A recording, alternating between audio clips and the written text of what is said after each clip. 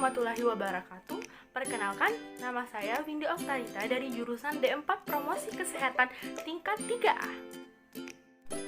Nah, teman-teman, ini merupakan video pertama saya yang dibuat untuk memenuhi tugas kewirausahaan yang diberikan oleh dosen saya, yaitu Bunda Rida. Tugasnya ini ada 3. Yang pertama, menceritakan kembali bagaimana narasumber bisa berpikir kreatif untuk menemukan suatu ide bisnis. Dan yang kedua, yaitu pohon industri. Yang ketiga, product life cycle.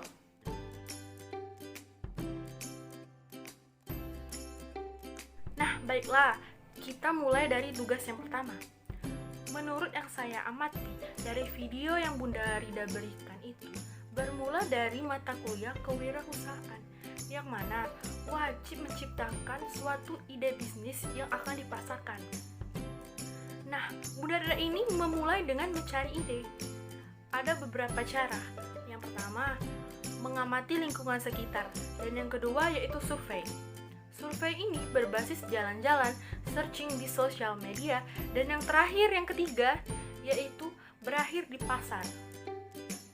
Setelah melakukan survei, Bunda Rida ini menemukan suatu ide bisnis yang merupakan komoditas khas Bogor, yaitu kacang Bogor, yang mana nanti akan diolah menjadi sari kacang Bogor atau biasa disebut dengan susu kacang Bogor. Namun, produk ini memiliki kekurangan pada expirednya, yang mana hanya bisa bertahan selama 3 hari jika dimasukkan di dalam kulkas. Kemudian, terciptalah produk kedua, yaitu yogurt dari beras. Nah, produk ini memiliki kekurangan juga. Jadi, Bunda Rida menciptakan lagi produk yang ketiga, yaitu yogurt Talas Bogor, atau biasa disebut dengan Secret Yogurt. Jadi teman-teman, dapat disimpulkan bahwa menggali ide itu tidaklah mudah. Kita harus terus menggali ide kreatif apa yang harus dilakukan agar produksi layak jual dan laku di pasaran. Baiklah teman-teman, sekarang masuk ke tugas yang kedua, yaitu pohon industri. Nah, sebelumnya kita harus tahu apa itu pohon industri. Pohon industri ini merupakan diagram yang menggambarkan produk turunan dari suatu komoditas atau komponen pembentuk suatu produk. Nah, pohon industri yang saya pilih yaitu tanaman nangka. Tanaman nangka ini terdiri dari daun, biji, batang, daging buah, dan bunga. Daun ini bisa dijadikan sebagai obat pelancar ASI, obat borok, obat anti diabetes, dan tepung. Yang kedua yaitu biji. Biji ini bisa dijadikan susu, obat batuk, tepung, dan tonik. Dan yang ketiga yaitu batang. Batang ini bisa dijadikan sebagai bahan konstruksi, mebel, alat musik, perkakas rumah tangga. Dan yang keempat, daging buah. Daging buah ini bisa dijadikan sebagai keripik, selai, kolak, dodol, dan pengharum minuman. Dan yang terakhir yaitu bunga.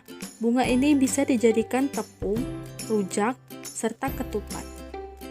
Oke teman-teman, sekarang kita lanjut ke tugas yang ketiga, yaitu product life cycle atau masa hidup suatu produk.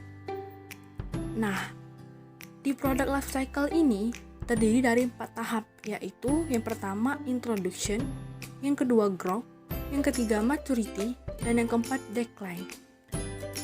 Nah, di sini product life cycle yang saya pilih yaitu Frisian Plague. Frisian Plague ini pertama kali ada di Belanda pada tahun 1913.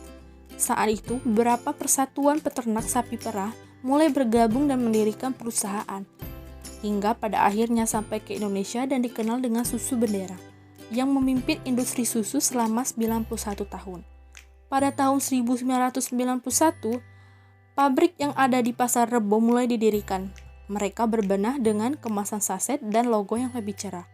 Walaupun banyak produk susu lain yang beredar di pasaran, saat ini belum ada yang menggeser Frisian Plague, karena mereka menerapkan strategi seperti bekerja sama dengan sekolah di Indonesia untuk mensosialisasikan pentingnya menjaga nutrisi, memberikan beasiswa kepada anak yang kurang mampu, dan mendirikan posyandu, sehingga tak heran masih eksis hingga saat ini.